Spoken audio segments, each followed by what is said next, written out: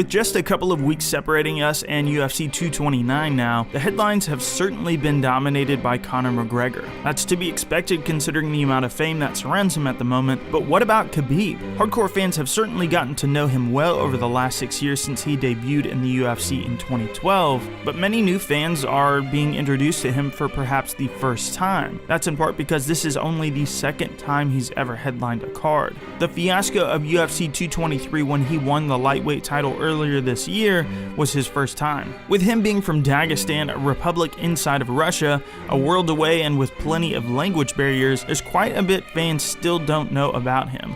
So that's what I'm going to discuss today. I'm Jason from MMA On Point, and these are 10 interesting facts about Khabib Nurmagomedov.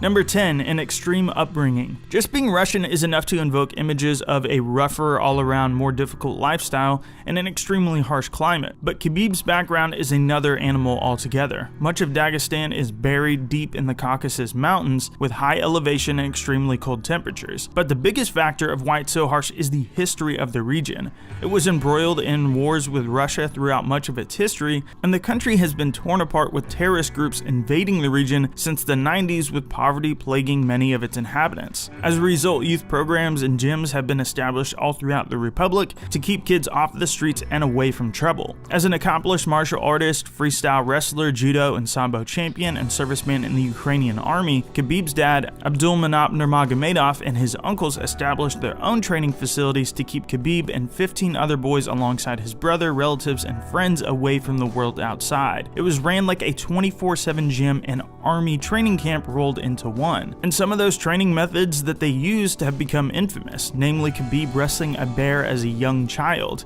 Yeah, that really happened. He began formally training by age 6, and by the age of 17 he was fully involved in the Russian martial art of combat sambo, full contact, and began his mixed martial arts career at the age of 19, where his first war fight occurred in just 1 month. Number 9. Why does he wear that wig? Well, first off, it's actually not a wig. It's a traditional garb of the Dagestani culture where men faced the elements during battle and wore the head ornaments for warmth. It's made of thick wool and exists in different forms throughout the region, as well as in Greater Russia. As a result of its connection to various armies in the Caucasus regions, it had also been associated with manhood and a man's overall identity in the past. Alongside this, men would also wear an open coat also made of wool called a burqa that was also worn and would be easily thrown off in battle to quickly attack. In Khabib's case, it was offered up as a joke by one of his friends as a way to call back to their heritage, since it's not commonly worn in current times, and Khabib and his father liked the concept and decided to wear it from then on. Now it's one of the few trademark clothing gimmicks in an era of uniformity in the UFC. Number 8. His son was born on the day he fought. On the same day of one of Khabib's most seminal performances to date, when he fought Edson Barboza at UFC 219 on December 30th, 2017, his son Mabruk was born at 2 a.m. very early that morning. He actually discussed what the process was like on the MMA Hour just before he fought at UFC 223. I find out after a couple hours when I sleep, like 2 a.m. Did you feel bad? Did you feel sad that you missed it? Why I need to be there? I don't know, support your wife, be there, hold her hand, I don't know. We have different mentality. I can ask for God, help her, and that's it. There's really not much to say about this one. It's just crazy that he had a kid on the day of his fight, and perhaps even crazier was his reaction. And you can imagine his son will have a similar upbringing to his own. At the sport, of course, he gonna wrestling. Number 7, one of the most popular athletes in Russia. If you are a fight fan, you know Fedor is by far the most popular Russian fighter and is seen as the biggest legend of the sport, but Khabib is a massive star there as well. You can watch footage of him being greeted with mobs of Russians in any part of the country when he arrives, and one of the biggest indications of his stardom is that he just passed Maria Sharapova as the most followed Russian athlete on Instagram. He also has this quote from UFC 205 just to show you how big his homeland is. Hey guys, Irish only 6 million, Russian 150 million.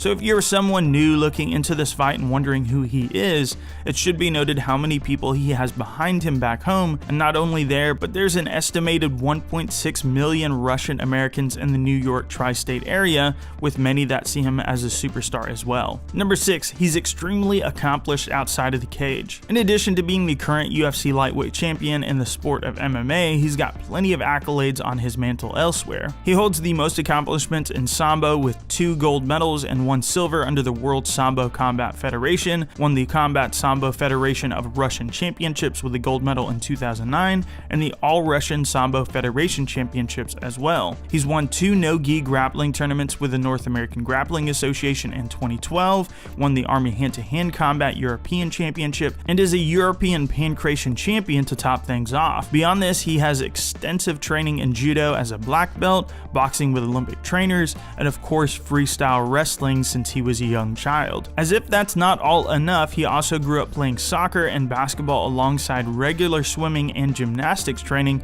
that combined for an extremely active lifestyle, pretty much tracing back from the day he was born. His dad, Abdul Manap, tells the story of how he began involving himself in wrestling by wandering onto the mats at the early age of just 2 unprovoked, and started mimicking the exercises he would witness there in the gym. Oh, and just as a bonus, here are his thoughts on Brazilian Jiu-Jitsu. Number 5, he's only fought 2 top 5 opponents in the UFC. While very few out there would doubt that Khabib deserves to be the current lightweight champion, it is interesting to note that the only top 5 opponents he's fought so far have been Edson Barbosa and RDA before he won the title a few years back. Otherwise, it's been Michael Johnson, who is ranked number 6 when they fought in 2016, and most recently Al Iaquinta, who was actually at number 11 just before UFC 223. Of the current top 15, he's only faced 2 of them. It's just interesting to note in comparison with many of his peers in the top 5. Most of them have fought just about everyone else in the top 10 in the past or in the current rankings. But of course, this is nothing in comparison to Conor McGregor, where he only faced Nate Diaz before fighting for the title, but that was even at 170, not 155, so he basically went straight to the belt. Kevin Lee also went up from Michael Chiesa to Tony Ferguson for the interim belt. So these aberrations do sometimes exist, and while some have made a big deal of it, the quality of Khabib's wins certainly justify his place at the top of the division. Let's just hope that Tony Ferguson fight somehow still happens down the line. Number 4, he's never lost a round in UFC competition. So it's well known and marketed that Khabib is undefeated, boasting 26 wins and 0 losses.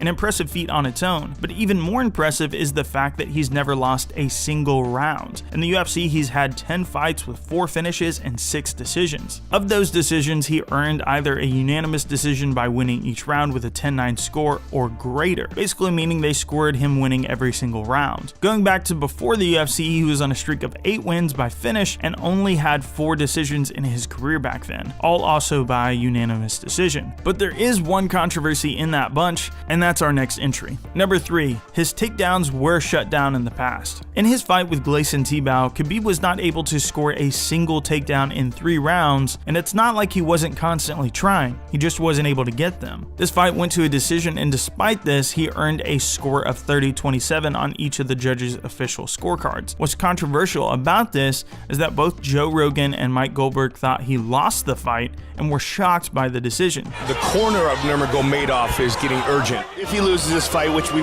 both think he probably will lose by decision, it's a learning experience for this young man. Khabib, the Eagle, Nurmagomedov! Wow! Wow, indeed.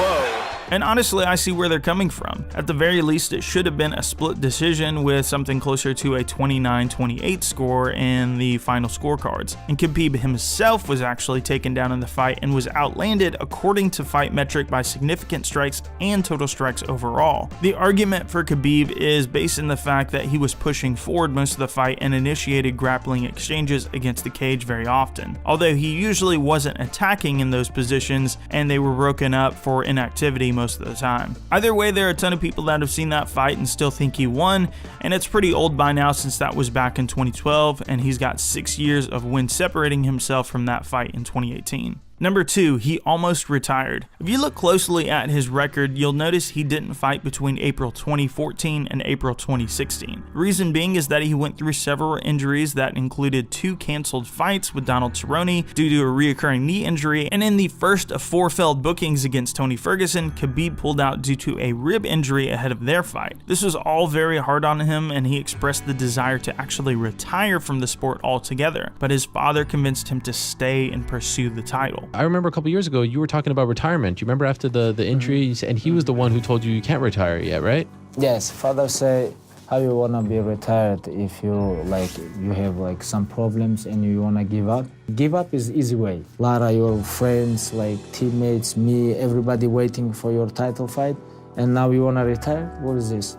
It's just crazy to look back at this moment in time and think he could have retired and closed the book on his career after fighting RDA before the whole mess with Conor McGregor could have even unfolded. Surely we owe his father a debt of gratitude, unless you just really don't like Khabib. In that case, you can...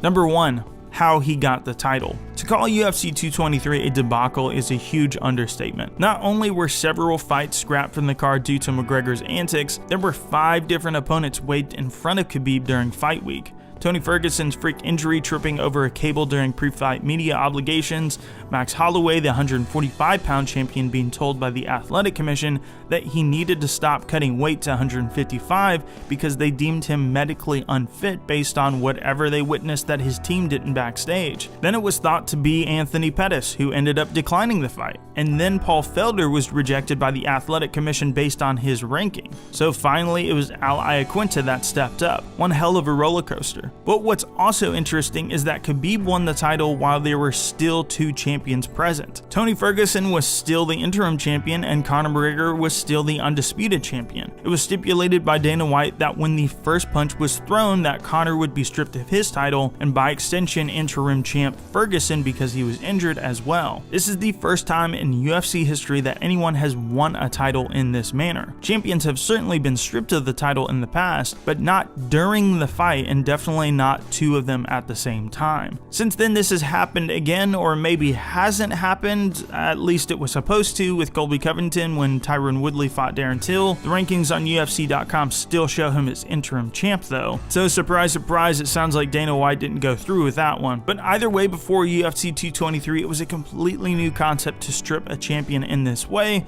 much less 2 as a fight started. So those are my interesting facts. For a lot of the big Khabib fans, much of this will be known to them, but I hope a few of you at least picked up a few new facts here. Was there anything important that I missed in your opinion? And then also, I want to get your picks for Khabib versus Conor. We're going to be doing a little bit more coverage as the weeks go on, and it'd be interesting to see if that changes for any of you over the next couple weeks. Thanks for watching my list, guys. If you enjoyed the video, subscribe and like. We upload at least 3 videos per week about MMA, and it really helps us out when you do so. If I missed anything on this vid, let me know in the comments, and feel free to follow me on Twitter at JasonTheHeart, or follow the official channel account at OnPointMMA. Thanks for watching so much, and I'll catch you on the next video. Real knockouts or slick submissions are the most exciting aspect of mixed martial arts.